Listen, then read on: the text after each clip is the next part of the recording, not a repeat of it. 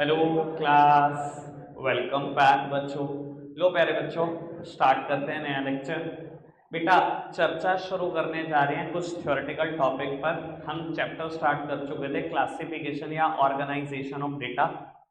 बेटा आज जितनी भी थ्योरी है सब प्रैक्टिकल थ्योरी है, सबके बारे में डिस्कशन हुआ है कहीं ना कहीं। जितनी थ्योरी है 2 के 2 पेज पर कहीं ना कहीं किसी के ना किसी टॉपिक में इनका प्रैक्टिकली डिस्कशन हुआ है, इधर इन मीन और इन मीडियन और इन मोड डिस्कशन हुआ है ऑलरेडी। तो वो पहला टॉपिक है फ्रीक्वेंसी क्या होती है। बेटा मुझे क्या बताने की फ्रीक्वेंसी क्या होती है? फ्रीक्वेंसी क्या चीज है आप सभी बता दो। Number of times a item is repeated, it is known as frequency. मैं कहूं बेटा क्लास में 60 बच्चे हैं और 50 नंबर के आज आपके एग्जाम हो रहे हैं। बेटा 10 मार्क्स 3 बच्चों के आए, बाबू 25 मार्क्स 5 अलग अलग बच्चों के आए। बेटा 25 नंबर 5 अलग अलग बच्चों के आए। जितना रेपिटेशन है वही तो फ्रीक्वेंसी है। फ्रीक्वेंसी क्या है? Number of times item is repeated. कोई दिक्कत कोई परेशानी तो नहीं? आगे बढ़ जाए बेटा। उसके बाद कहते हैं फ्रीक्वेंसी डिस्ट्रीब्यूशन क्या चीज है। इधर देखना बेटा, फ्रीक्वेंसी डिस्ट्रीब्यूशन एक ऐसी टेबल है जिसमें फ्रीक्वेंसी लिखी होती है किसी भी कॉरस्पॉन्डिंग वेरिएबल की। वैलिड नहीं है बात, मैं पहले ही बोल चुका हूं। मैं स्लो हो गया हूं, मेरी स्पीड नहीं दिख रही तुम्हें बाबू। फ्रीक्वेंसी डिस्ट्रीब्यूशन एक ऐसी टेबल है जिसमें बेटा फ्रीक्वेंसी लिखी होती है किसी भी वेरिएबल की, यानी कि एक ऐसी टेबल जिसमें दोनों बातें साथ साथ लिखी होंगी। वेरिएबल भी लिखा होगा और उसकी फ्रीक्वेंसी भी लिखी होगी। प्लीज सामने देखना, कल बताया था वेरिएबल क्या होता है जाते जाते बाबू। वेरिएबल टर्म डिराइव्ड हुई थी from the term very. Very का मतलब क्या होता है? चेंज। हर वो चीज जो चेंज हो सकती है वो वेरिएबल है। मैंने बात करी थी क्लास 11 के स्टूडेंट की हाइट एंड वेट की। वेरिएबल है क्या नहीं है? अब मैं बात करूं किसी की वेट के बेसिस पे, प्लीज सामने देखना। एक ऐसी टेबल जहां वेरिएबल भी लिखा हो फ्रीक्वेंसी भी लिखी भी हो, उसे तो फ्रीक्वेंसी डिस्ट्रीब्यूशन कहते हैं। और अगर आप समझदार हो तो फ्रीक्वेंसी डिस्ट्रीब्यूशन 2 तरीके का होता होगा। One is discrete and other one is continuous. Discrete कब? जब एग्जैक्ट वैल्यू होगी। वेट 40 कितने बच्चों का है, 45 कितने बच्चों का है, 50 कितने बच्चों का है, 55 कितने बच्चों का है। ये तो क्या है बेटा? Discrete integers. डिस्क्रीट क्या चीज होती है? कल बात करी थी ना, जहां इंटीजर्स आती है, not a fractional value, not a decimal value. ठीक है ना जी? और बाबू मैंने अभी बोला फ्रीक्वेंसी डिस्ट्रीब्यूशन 2 तरीके का, डिस्क्रीट दूसरा कॉन्टिन्यूस। कॉन्टिन्यूस कब होगा? ये लो बेटा, वेरिएबल भी लिखा है सामने, फ्रीक्वेंसी भी लिखी है। वेरिएबल भी लिखा है, फ्रीक्वेंसी भी लिखी है। इसमें इंटीजर्स के अलावा डेसिमल फ्रैक्शंस भी कवर हो जाएंगे। यानी कि फ्रीक्वेंसी डिस्ट्रीब्यूशन अपने आप में 2 तरीके का हो सकता है। आपकी नॉलेज के लिए बता देता हूं बेटा, स्टैटिकल सीरीज हम बोलते थे 3 तरीके की है। हम ऐसे ही बोलते हैं, इंडिविजुअल सीरीज, डिस्क्रीट सीरीज और कॉन्टिन्यूस सीरीज। अल्टीमेटली होता पता क्या है? कोई भी स्टैटिकल सीरीज 2 पार्ट में डिवाइडेड होती है, individual series and frequency distribution series. Frequency distribution series is divided into 2 part, discrete series and continuous series. ज्यादातर लोग मैं खुद भी ऐसे ही बोलता हूं कि 3 तरीके की सीरीज होती है, इंडिविजुअल, डिस्क्रीट और कॉन्टिन्यूस। लेकिन प्रैक्टिकल बात यह है कि सीरीज 2 तरीके की होती है, individual and frequency distribution. Frequency distribution का भी मैंने बताया क्या होती है फ्रीक्वेंसी डिस्ट्रीब्यूशन, जिसमें एक टेबल है जहां वेरिएबल लिखे हैं उनके कॉरस्पॉन्डिंग उनकी फ्रीक्वेंसी लिखी है। अब वो वेरिएबल में एग्जैक्ट वेरिएबल भी लिखा हो सकता है, क्लास लिमिट भी तो लिखी हो सकती है। समझ में आ रहा है? फ्रीक्वेंसी डिस्ट्रीब्यूशन सीरीज फर्दर 2 तरीके के हैं, one is discrete and other one is continuous. कोई दिक्कत कोई परेशानी तो नहीं? और आपको नॉलेज के लिए बता देता हूं, मैंने तीसरा टॉपिक भी खत्म कर दिया इसके साथ साथ, ये वाला टॉपिक। ठीक है जी, one is done, second one is done. Statical series की बात भी मैंने कर ली। अब मैं बात कर लेता हूं इंडिविजुअल सीरीज पे। इधर देखना, इस पे बात कर रहे हैं। क्या होती है इंडिविजुअल सीरीज? वहां पर भी बताया था जब मीन शुरू किया था, where each and every item is shown separately, जहां हर आइटम को बिल्कुल अलग अलग दिखाया जाएगा। No classes, no group is form. कोई क्लास नहीं फॉर्म करनी, कोई ग्रुप नहीं फॉर्म करना। प्लीज मेरी तरफ देखो जी। मैं कहता हूं मेरी क्लास में 30 बच्चे, उनके नंबर आए हैं, 25 मार्क्स का टेस्ट है। 30 बच्चे हैं मेरी क्लास में, उनके मार्क्स आए हैं बेटा 25 मार्क्स का टेस्ट है।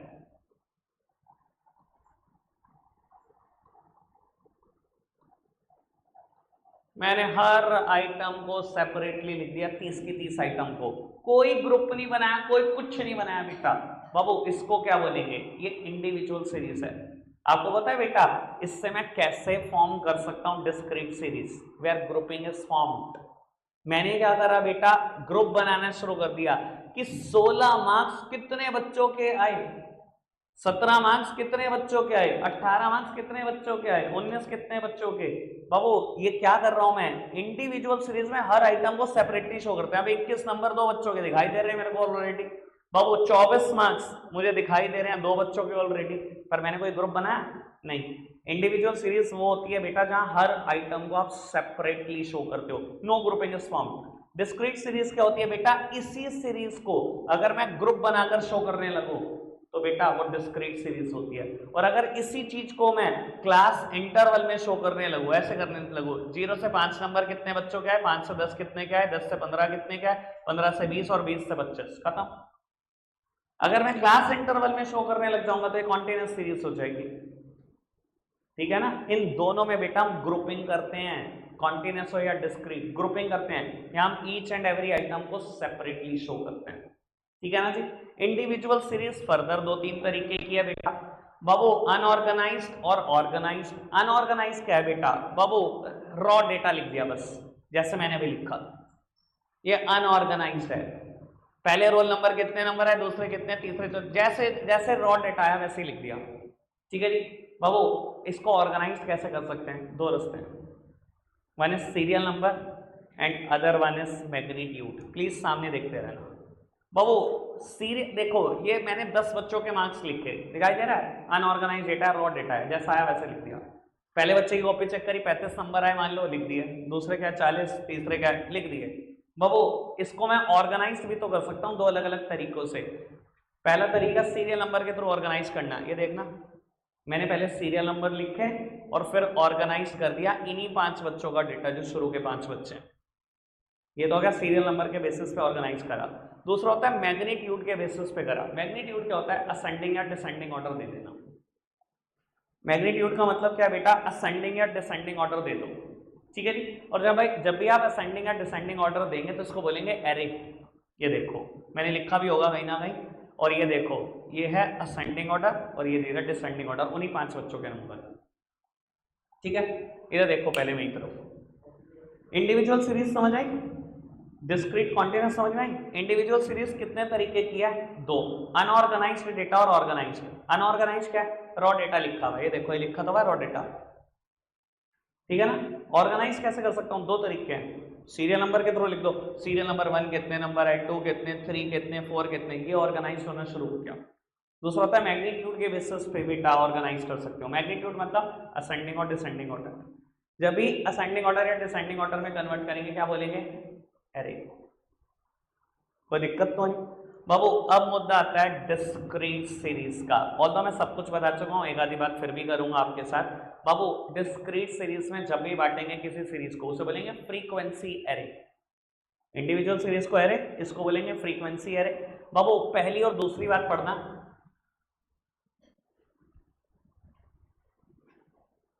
पहली बात और दूसरी बात नोट से पढ़ लो या सामने देखकर पढ़ लो फटाफट से। कहता है discrete series is that series where individual values differ from each other by definite amount. बाबू इधर देखना, 16 मार्क्स आए 3 बच्चों के, 17 मार्क्स आए 4 बच्चों के, 18 मार्क्स आए 2 बच्चों के। प्लीज सामने देखना, 25 में नंबर दे रहा था, मैंने बहुत सारे मार्क्स आगे भी लिख रखे हैं, मैं सिर्फ इन 3 के बारे में बताता हूं। बाबू क्या होती है discrete series, where each value is differ from each other by a definite amount। जहां हर वेरिएबल एक दूसरे से डिफरेंट दिखाई दे रहा है एक स्पेसिफाइड वैल्यू से। दिखाई दे रहा है बेटा 16 17 से डिफरेंट है, 16 मार्क्स 3 बच्चों के आए हैं लेकिन 17 मार्क्स 4 बच्चों के आए हैं। where each variable is different from each other by a definite amount। दिखाई दे रहा है, डेफिनेट अमाउंट से डिफर है एक दूसरे से। ठीक है जी बाबू, लास्ट बात जो मुझे इसमें करनी है बेटा, हम डिस्क्रीट फ्रीक्वेंसी एरे कैलकुलेट करते हैं टैली मार्क्स देकर। मेरा ख्याल से टैली मार्क्स सबने दिए होंगे, सिखाए जाते हैं ना टैली मार्क्स देने। इधर देखना बाबू, मैं ये टेबल कंस्ट्रक्ट कैसे करता हूं, ऐसे नहीं कंस्ट्रक्ट करता। अगर मैं कहूं मेरे पे 1000 1500 बच्चों का डेटा है तो मैं कैसे कंस्ट्रक्ट करता हूं। मैंने देखा जी, मान लो 16 की चर्चा करिए, 16 मार्क्स, अच्छा जी एक बच्चे के आए, आगे बढ़ा जी, अच्छा दोबारा आगे दूसरे बच्चे के आगे, कभी दोबारा आगे 3 बच्चों के आगे, 4 बच्चों के आगे, ये लो 5 हो गए। ठीक है जी, हमेशा 5 पे क्रॉस करना है। ठीक है जी, 6 बच्चों के आगे, 7 बच्चों के आगे, 8 9 10 बच्चों के आगे तो काट दिया। बाद में टैली मार्क्स को काउंट करके हम फ्रीक्वेंसी टेबल बनाते हैं। ठीक है जी, हमेशा डिस्क्रीट ऐसे ही कंस्ट्रक्ट होती है टेबल। ये देखो मैंने इसका एग्जांपल भी दिया, 1 2 3 4 5 6 7। बेटा कंप्यूटर में ना डायगोनल क्रॉस करने का कोई ऑप्शन नहीं है, तो मैंने सीधा क्रॉस किया है, जबकि सीधा क्रॉस नहीं करते। ठीक है जी, कोई रास्ता नहीं था मेरे पास, जो था वही करा, कोई दिक्कत कोई परेशानी तो नहीं। कॉन्टिन्यूअस सीरीज मैंने तो सब कुछ पढ़ा दिया, बस आपने पढ़ना है, पढ़ना फटाफट से। सर आपको पता है ना फ्री डिस्क्रीट सीरीज की लिमिटेशन क्या होती है, सिर्फ integers, not a fractional value, not a decimal value. ये मैंने बात पॉइंट नंबर 4 में लिखी हुई है, वहां पर कॉन्टिन्यूअस सीरीज ही सुटेबल रहती है। ठीक है जी, पढ़ना फटाफट से।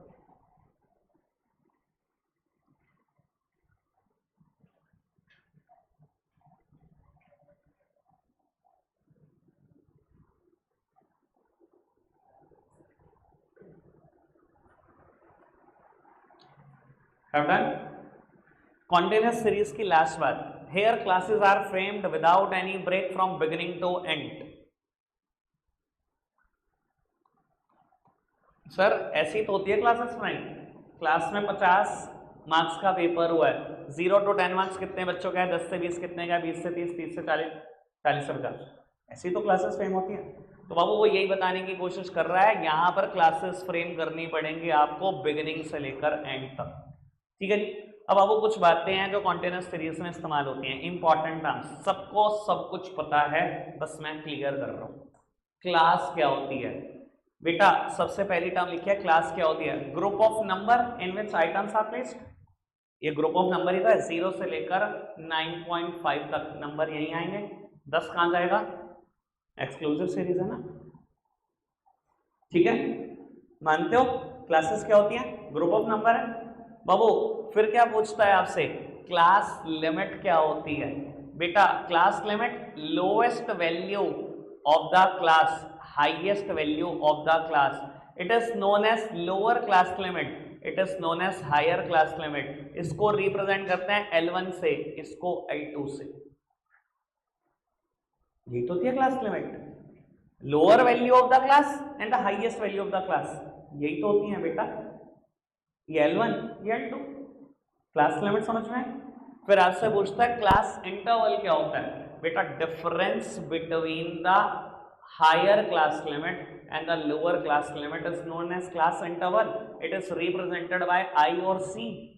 मीडियन का फॉर्मूला याद है कॉन्टिन्यूअस सीरीज में, n/2 निकालते थे, CF में सर्च करते थे, मीडियन क्लास आइडेंटिफाई करते थे, आगे फॉर्मूला क्या है, L1 + n/2 - CF/F × I। ये I क्या था बेटा, साइज ऑफ क्लास इंटरवल। कैसे निकलता है ये I, L2 - L1, 10 - 0 अगर ये मेरी मीडियन क्लास है तो, अगर मेरी मीडियन क्लास ये है 30 - 20, याद आ रही है बात। तो बाबू मैंने कहा था ये सारी चीजें कहीं ना कहीं प्रैक्टिकली पड़ी हुई हैं। क्लास इंटरवल कैसे निकलता है, डिफरेंस है बेटा L1 और L2 का, ठीक है ना, I और C से रिप्रेजेंट करते हैं, ऐसे ही लिखते हैं L2 - L1। कोई दिक्कत तो नहीं, समझ आई सारी बात, क्लास क्या, क्लास इंटरवल क्या, क्लास साइज क्या। आगे बढ़े बाबू, आगे बढ़ाते हैं, रेंज क्या चीज है। बाबू रेंज भी पता है आपको, बस मेरे को तो कंफर्म करना है। तो देखना बेटा, जो सबसे छोटी क्लास में सबसे छोटी लिमिट होगी, और बाबू जो सबसे बड़ी क्लास में सबसे बड़ी लिमिट होगी, upper limit in the highest class interval and the lower limit in the lowest class interval, इन दोनों का डिफरेंस ही रेंज है। यानी कि 50 माइनस 0, यानी कि यहाँ टोटल 50 में से तो नंबर दिए जा रहे हैं, रेंज है इस पूरे के पूरे वेरिएबल की। भाई 50 में से नंबर दे रहा हूँ, एक बच्चे के 0 भी आ सकते हैं, के 50 भी आ सकते हैं, रेंज कितनी है इसकी, 50 की तो है। पढ़ना जरा रेंज क्या लिखा है। The range of frequency distribution can be defined as the difference between the lower limit of the first class and the upper limit of the last class, that's it. और बाबू फिर पूछता है मिड वैल्यू क्या है, मुझे नहीं बताना क्या है मिड वैल्यू, क्या है मिड वैल्यू, सेंट्रल पॉइंट कैसे निकलता है, L1 प्लस L2 अपॉन 2, बताओ। आज के लिए इतना ही है प्यारे बच्चों, बाय बाय।